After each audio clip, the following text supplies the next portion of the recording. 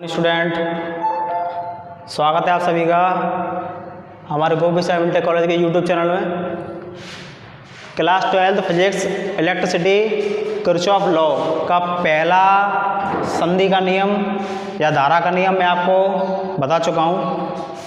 उससे अगला किरचॉफ का द्वितीय नियम है बंद का नियम, वो द्वितीय नियम या पास का नियम। ये चित्र आपको दिख रहा होगा। मुझे पता है कि चित्र में आपको समझ में नहीं आ रहा है, लेकिन अब थोड़ी सी इसमें कुछ प्रोसेस हैं वो देख लो।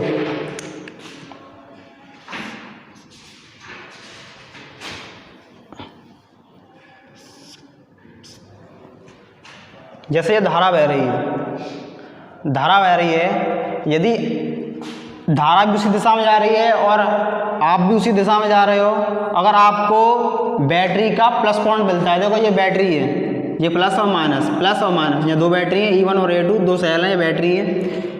तो आपको पता है कि बैटरी से ही धारा निकलती है, ये तो कंफर्म है।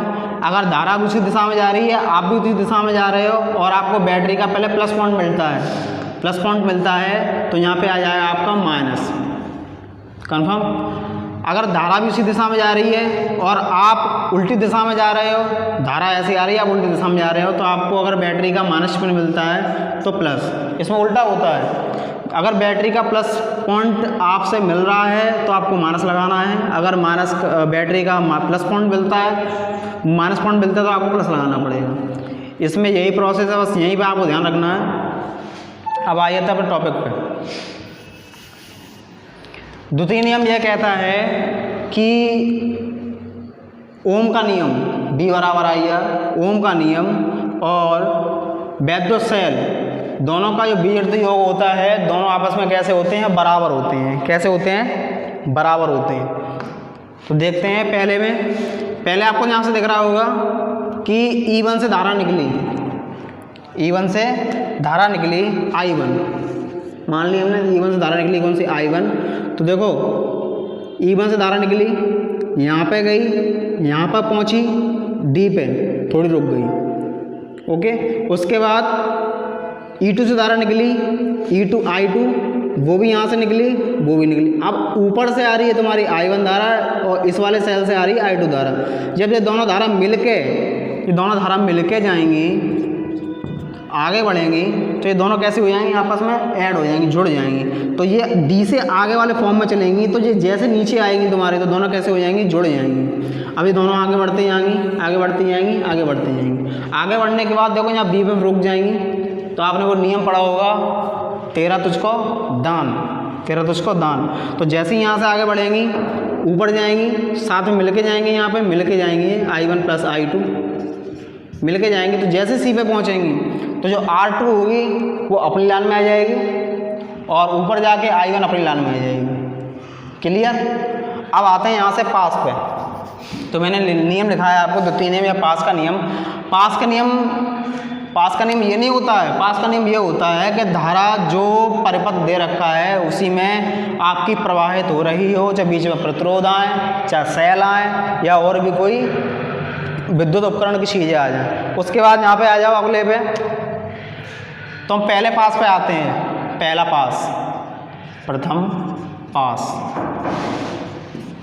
पास पे आते हैं। तो देखो पहला पास हम ले रहे हैं आपका E, D, C, F और E, D, C, F और E, यानी जहाँ से चले थे वहीं पर लौट कर आ गए। यही धारा का काम होना है। तो हमें यहाँ पे देखना है, ये क्रॉस वैल्यू हमें देखनी है, यहाँ चलना है। पहले हम चल रहे हैं E से D की तरफ, देखो E से D की तरफ चल रहे हैं। तो ये तो धारा तुम्हारी I1 है, यहाँ से गई, बैटरी E1 से निकली, धारा यहाँ तक पहुँची। उसके बाद फिर हम कहाँ जा रहे हैं? यहाँ पे कुछ नहीं है, छोड़ देंगे। उसके बाद D से हम कहाँ गए हैं? C। जब D से C जा रहे हैं तो देखो मैंने आपको बताया था कि धारा ऐसे आ रही है और हम लोग जा रहे हैं ऐसे, D के C की तरफ जा रहे हैं और धारा आ रही है ऐसे। तो मैंने बताया था पहले आपको बैटरी कौन सा चिन्ह मिल रहा है? जब ऐसे आ रहे हैं तो बैटरी कौन चिन्ह मिल रहा है? माइनस। लेकिन इधर से जा रहे हैं और धारा आ रही है ऐसी, तो उससे हम क्या लगाएंगे? उल्टा प्लस का चिन्ह लगाएंगे। तो यहाँ पे आ जाएगा आपका I2 R2। I2 R2। Clear. उसके बाद हम गए हैं C से F। C से जब F गए, यहाँ पे कुछ नहीं है। उसके बाद F से E लौट के फिर उधर ही आ गए हैं। तो यहाँ पे देखो आपका I1 धारा है और R1 है। I1 धारा है, धारा उसी दिशा में और हम भी इसी दिशा में जा रहे हैं, तो कौन सा आ जाएगा, माइनस चिन्ह आ जाएगा। तो यहाँ पे आ जाएगा I1 R1 और सेल कौन सा आपका, E1, समीकरण नंबर 1। उसके बाद दूसरे पास पे आ जाओ, द्वितीय पास।